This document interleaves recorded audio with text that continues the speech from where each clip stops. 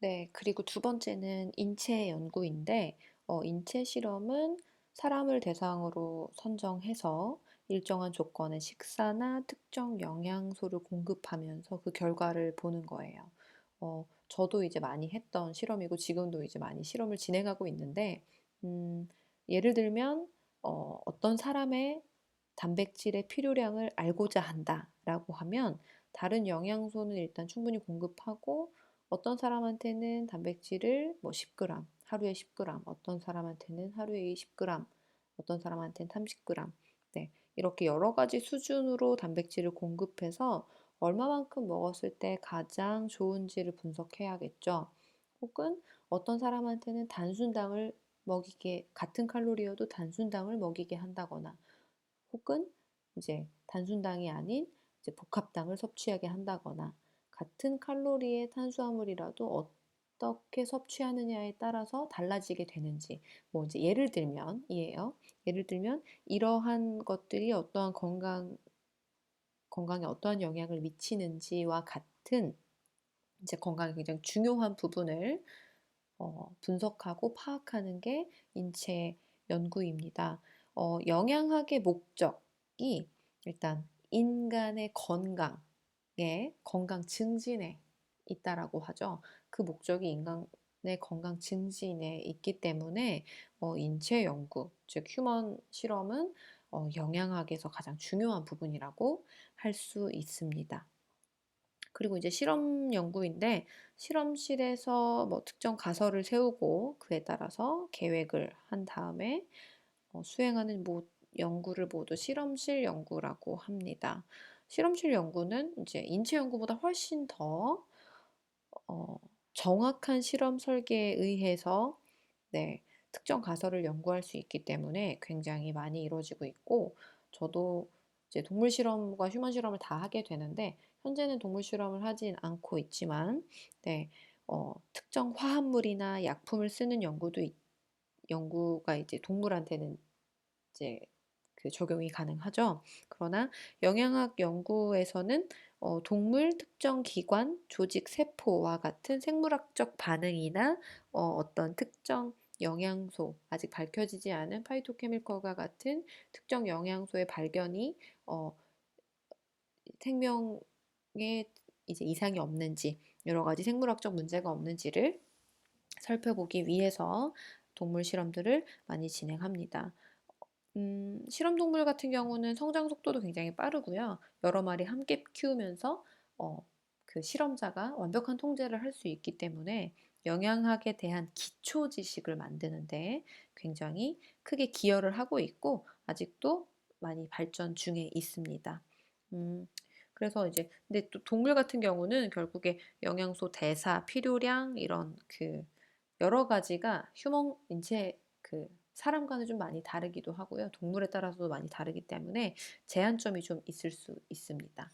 그래서 실험실 연구를 자료로 이용할 때는 이런 차이들을 충분히 고려해서 네, 데이터를 사용해야 한다는 것이 있습니다. 네, 그래서 다음과 같은 세 가지 연구법에 의해서 영양학은 발전했다라고 아시면 될 것 같아요. 그리고 마지막 이제 식생활 정보의 올바른 이용에 대해서 말씀을 드릴 건데요.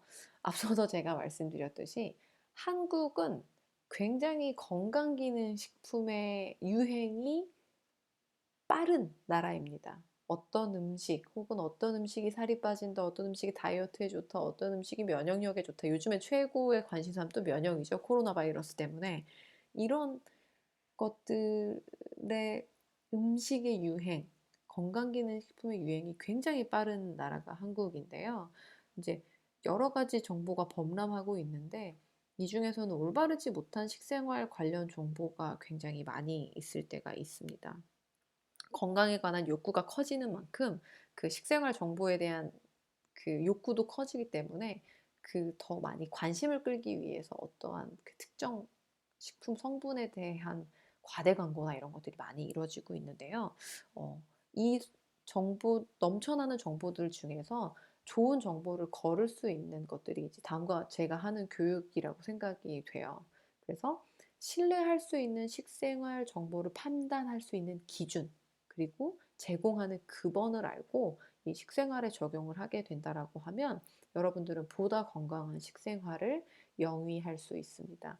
그래서 여기 보시면 식생활 정보를 제공하는 국내외 기관이라고 이제 쭉 나와 있는데요. 웹사이트에 식품의약품안전처 생애주기, 영양정보관 등과 같은 것들이 있고 영양사협회나 식품안전정보원 등이 있습니다. 이제 여기엔 빠져 있는데 식품나라라고 해서 이제 수입된 제품이나 우리나라 제품이 모두 다 허가를 잘 받았는지 쭉 나와 있는 사이트들도 있고요. 이런 정보를 잘 구분하는 능력이 사실 이제 요즘 시대에는 가장 중요하다라고 알 수 있습니다.